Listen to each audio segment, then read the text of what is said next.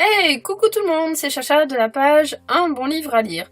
On va tester un nouveau type de vidéo où vous verrez beaucoup moins ma trombine, par contre vous verrez beaucoup mieux les couvertures et les quatrièmes de couverture des livres dont je vous parle. Cette première vidéo, ça sera donc un book haul, le premier book haul du mois de mars, et il y en aura encore au moins 2 autres qui vont suivre, voire peut-être 3. Oui, le mois de mars a été un gros mois au niveau des réceptions. J'ai reçu pas mal de livres, bon j'avoue j'en ai acheté quelques-uns mais vraiment pas beaucoup. Et puis j'ai réussi à être raisonnable ce mois-ci, ce qui est assez rare. Donc je vais vous parler dans ce book haul de 7 livres, dont 2 en format e-book. Et puis je vous laisserai les liens comme d'habitude dans la barre d'infos, n'hésitez pas à regarder et puis à vous faire plaisir aussi avec des bonnes lectures parce qu'il y en a certains que j'ai lus et que je peux déjà vous dire qui sont vraiment très très bien. Donc le premier livre dans lequel je vais vous parler, c'est Ewa de Mathieu Biasotto que j'ai au format donc Kindle. Je sais que vous pouvez aussi le trouver au format broché sur Amazon. Ewa, ça parle d'une fille qui ne doit jamais regarder dans un miroir. Elle a une sorte de don qui est considéré comme une malédiction, qui est très difficile à porter, et donc ses parents, je suppose, l'envoient dans une pension pour filles au cœur de la Pologne. Là-bas, Ewa va subir des humiliations, des sévices, et arrivé à un moment, les autres filles de la pension vont commencer à disparaître sans laisser de traces. Donc la question, ça va être de savoir où est-ce qu'elles vont, pourquoi elles disparaissent, qu'est-ce qu'elles deviennent. Et donc les questions qu'on peut voir sur la quatrième de couverture de ce livre, c'est surtout et si la vérité se cachait dans le reflet d'Ewa. J'avoue que ça m'a beaucoup interpellée comme livre, déjà au niveau de la couverture, hein, une fille avec un bandeau, habillée de blanc.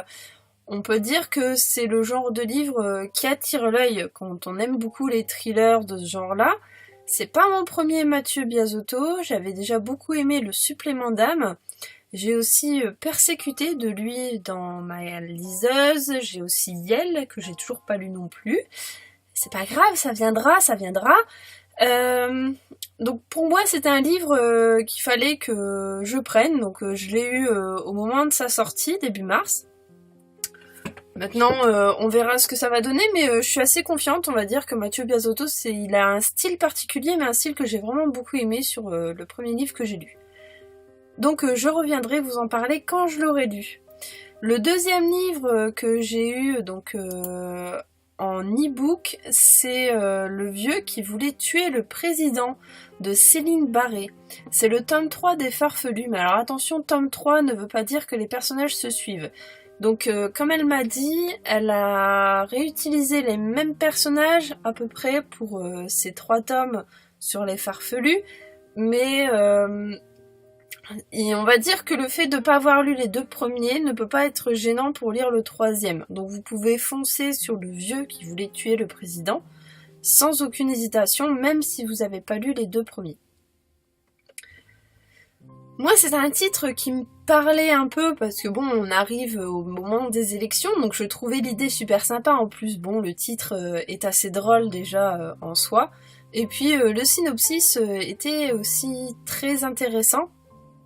Donc, on parle de Théodore de la Morne, qui a 71 ans et qui décide de se rendre à Marseille afin d'y tuer le président français actuel qui a été réélu, qui est quelqu'un de très égoïste, voilà, qui ne fait pas un très bon président français, et donc il souhaite, Théodore, commettre son crime au moment de l'inauguration d'un musée du coquillage.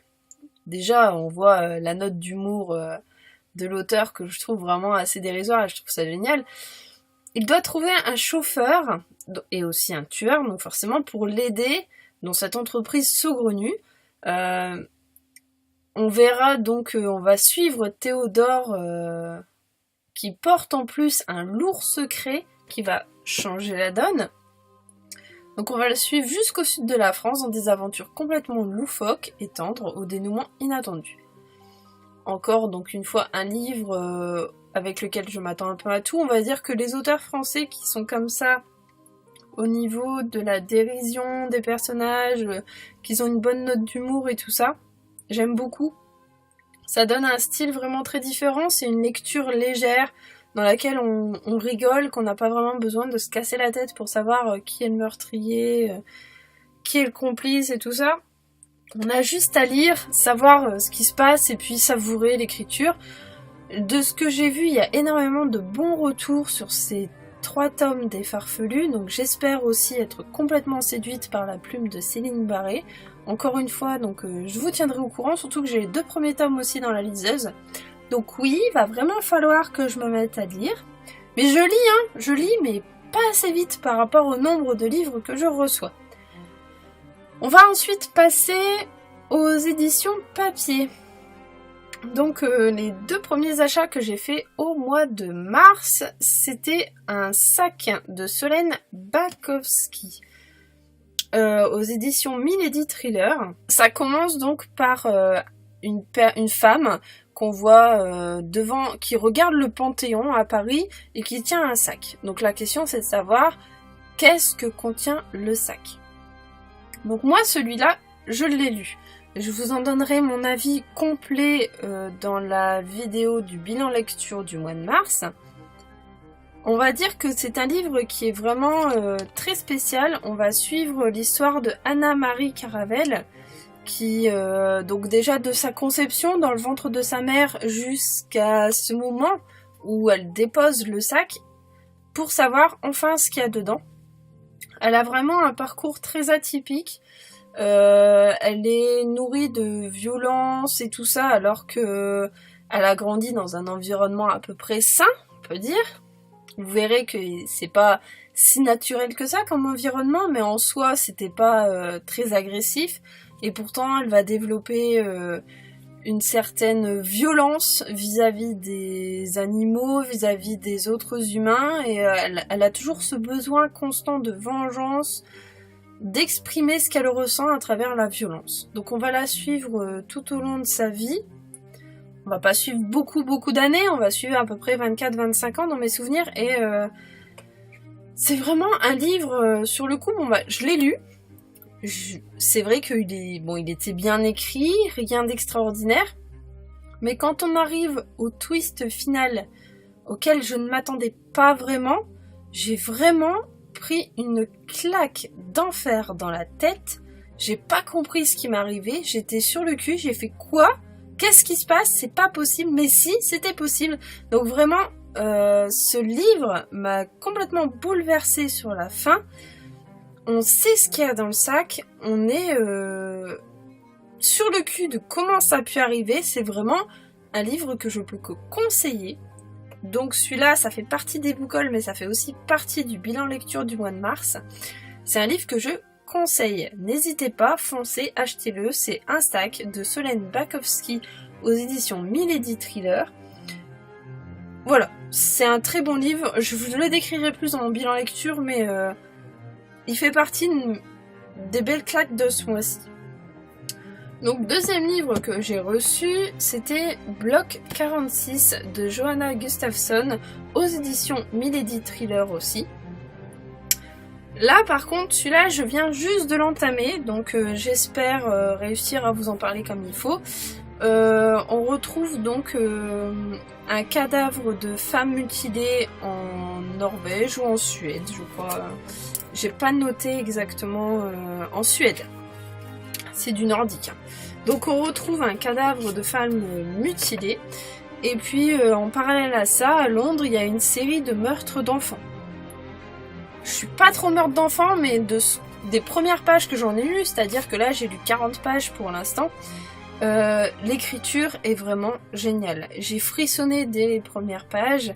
Vraiment, Johanna Gustafsson a une écriture extraordinaire. En parallèle à ça, on retrouve aussi ce qui s'est passé dans les atrocités des camps de concentration en 1944. Il y a eu déjà un chapitre là-dessus dans les 40 premières pages, et je dois dire que ce chapitre, il m'a vraiment écœurée, tellement il était bien écrit au niveau des sensations. On avait l'impression d'être dans le train avec les déportés, de souffrir comme ils ont souffert. La façon, le détail qu'elle en parle, vraiment, je trouve ça génial. Donc bloc 46, on va être là-dessus. Un meurtre en Suède, une série de meurtres à Londres, et en parallèle, on va parler un peu aussi des camps de concentration. Je suppose qu'il y aura un lien avec tout ça sur la fin, mais pour l'instant, je fais absolument confiance à Johanna, parce que, en plus, j'ai eu la chance de la rencontrer à Polar Lance. Elle est vraiment très gentille. Je comprends pas qu'elle puisse écrire des horreurs pareilles. C'est hallucinant, elle est adorable, et pourtant, quand on la lit, on pense pas qu'elle puisse écrire ça. Comme beaucoup d'auteurs de thrillers d'ailleurs, mais voilà. Je ne m'attendais pas à autant de puissance dans les mots. En tout cas, pour l'instant, j'adore vraiment. J'ai reçu ensuite le syndrome de Stockholm de Philémon Le Bélégard.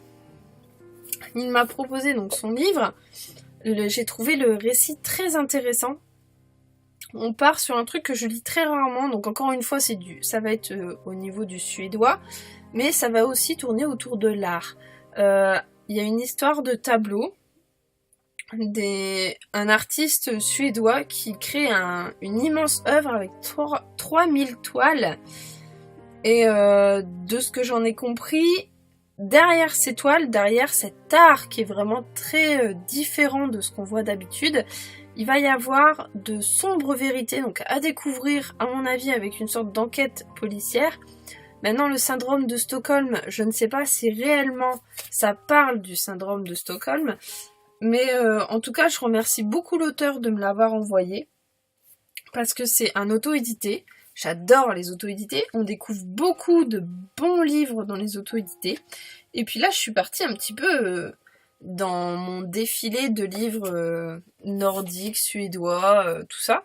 J'espère que ça va me plaire. Je pense que oui, déjà la couverture est très attrayante et la 4e de couverture aussi. Je vous en reparlerai quand je l'aurai lu. J'ai ensuite demandé Mirage de Clive Cussler aux éditions Grasset Thriller. La couverture me parlait.